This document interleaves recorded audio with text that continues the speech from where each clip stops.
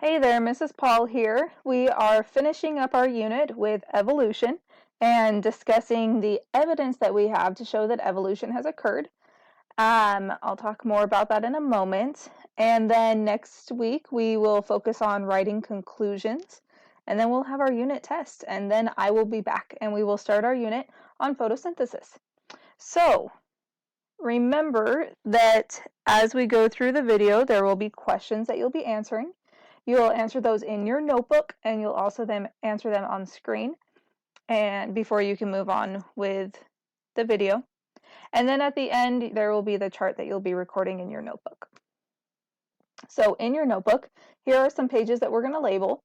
And so go ahead and take a moment to pause the video and label your pages, and notice that on page either 193 or 185 is where we're going to be using today for those questions. So go ahead and pause and record. Last week, we began learning about natural selection, and natural selection is the way that evolution ends up occurring. And so we lumped those objectives together, natural selection and evolution objectives. And here are the objectives that we will finish learning about this week. And so these top ones in black are all about natural selection.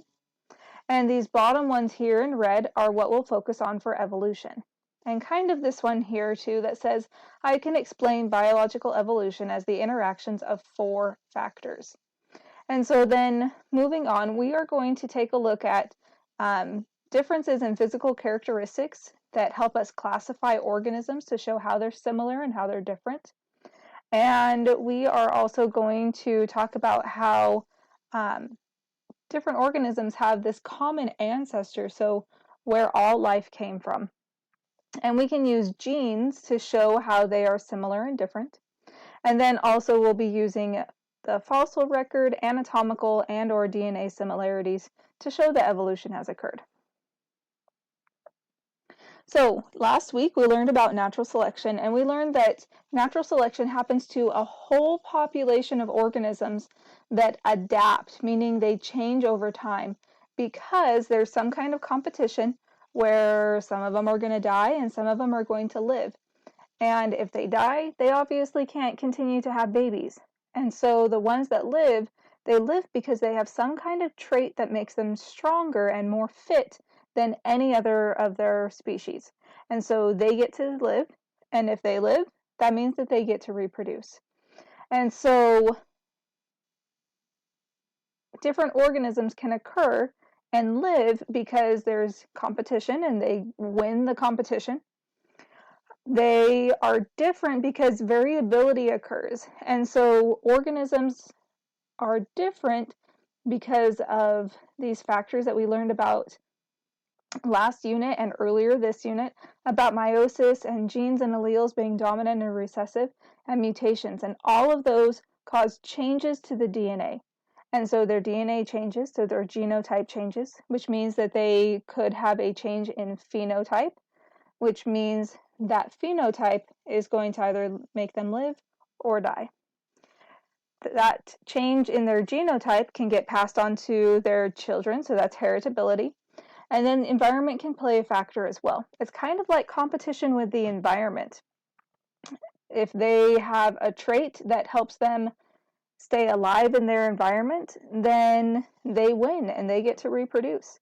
Kind of like the example with the peppered moths, when there was all of that pollution and the black ones could hide, they had a trait that helped them live, and so they got to reproduce and produce a large population of black moths. So let's see how natural selection can cause evolution. So our chart is titled Evidence of Evolution because we're focusing on evolution, but really how we know that evolution has occurred.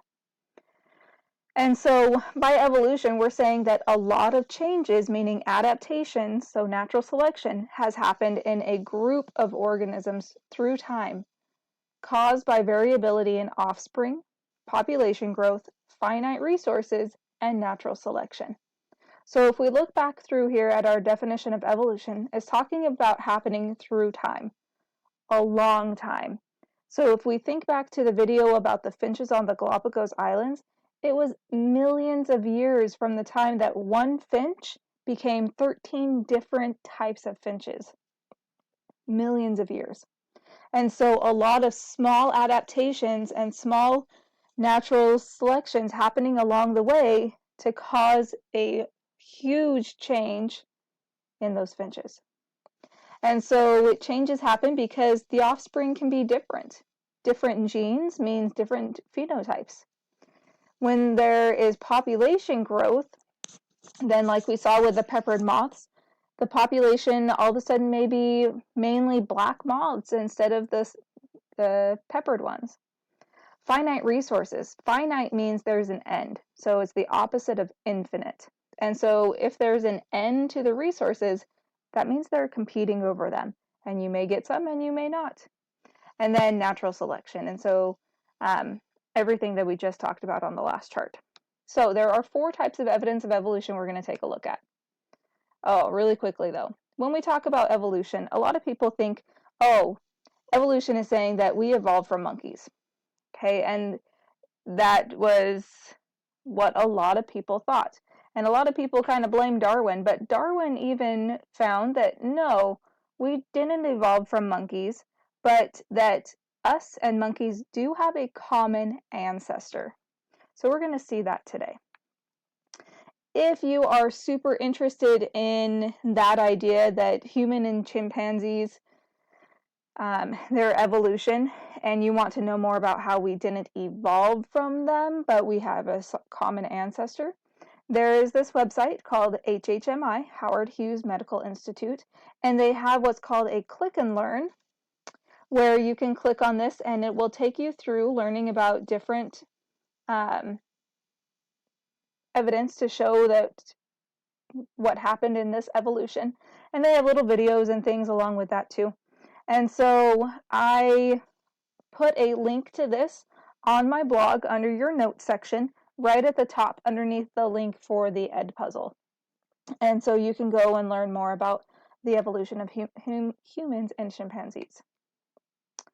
So last thing here, we talked about the finches a little bit. So there was one finch that came from the mainland, and over millions of years, all of a sudden there's all these different finches. And notice how different they look. And in that video, it even talked about how some of these can't mate with the other ones. And it's not that they can't, it's that they don't want to. They have different mating rituals and patterns. And so they don't interbreed, which makes them different species. So the first thing we're going to talk about is the fossil record.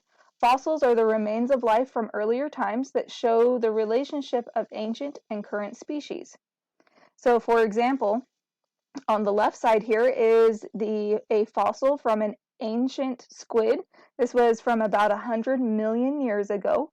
And then here is a recent squid. And so we can see that they still have very, very similar features. This dark spot here is their ink sac. And we can find out how old something is by dating it. And so there's 2 types. There's relative dating and radioactive. And relative is just saying, very logical, the deeper that something is buried, the older it is. And then radioactive is saying, let's take, example here. Here's a picture that I took when I was at the Grand Canyon, and you can see the different layers.